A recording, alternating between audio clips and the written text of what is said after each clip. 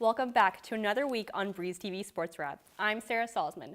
First up, the JMU men's tennis team took down the George Mason Patriots in their home opener last Friday, ending the evening at 5-2. Sophomore Alvaro Arc was unstoppable, with partner senior Pierre Couler snagging a 6-2 victory in doubles. Later, Arc kept up his momentum in singles with a straight set victory of 6-3 and 6-2. The Dukes are now 2-1 overall as they take on Washington and Lee Sunday. The Dukes matched up against Howard to open dual season, shutting them out 7-0. Senior Abby Amos and freshman Daniela Volo clinched the doubles point at 6-1. Amos went on to clinch match point that night for JMU's first dual victory. JMU traveled to Virginia Tech later that week and fell 7-0 as Samantha Gillis secured match point after defeating junior Jonah Roca. JMU is now 1-1 overall as they head to Marshall University. During the Dukes' win over William & Mary, final score 65-48, Kayla Cooper-Williams set the new all-time block record to 187 after racking up 4 blocks against the Tribe and was 1 point and 1 rebound shy of a double-double. Jackie Benitez and Kamaya Smalls started off the night with a 10-2 run. By the end of the night, they pulled up 7 and 11 points respectively. It was Kamaya's 13th game this season, leading the team in points. JMU made history against back-to-back CAA champs Elon, holding them to only 8 points at the half before soundly beating them 82-30. Cooper-Williams had her third double-double of the season with 10 points and 16 rebounds. Smalls closed out the first period with 18 points and finished the game with 26 points. Benitez opened the second quarter with a tray from the corner and ended the night with 4 threes and 16 total points. The Dukes are now 15-4 overall and first in the CAA standings. JMU trailed by 20 points with just under 6 minutes to play, but efforts by senior Stuckey Mosley, sophomore Matt Lewis, and sophomore Zach Jacobs helped lessen the deficit for a final score of 78-68.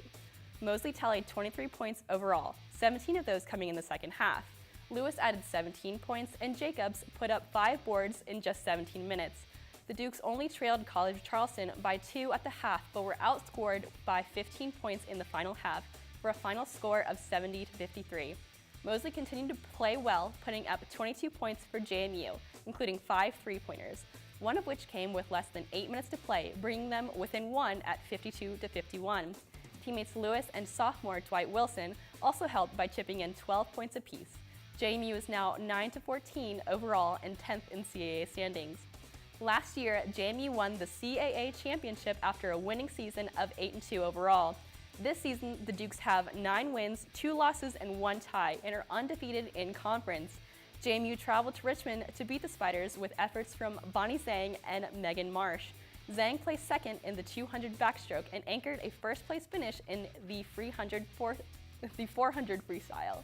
Marsh placed third in the 200 individual medley and second in 200 backstroke. Back home, the Dukes beat the Herd from Marshall University thanks to wins from those like Faith Anderson and Emily Gross.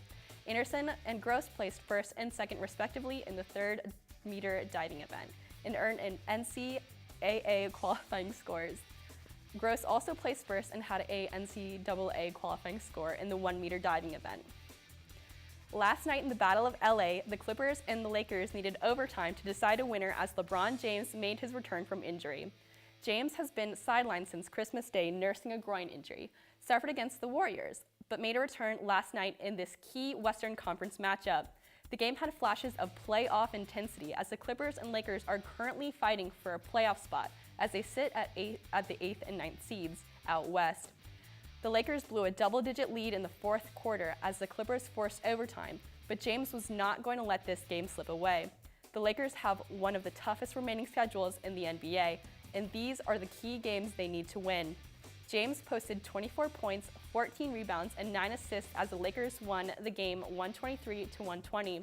The Lakers will be back in action tomorrow night against Golden State in another key Western Conference matchup.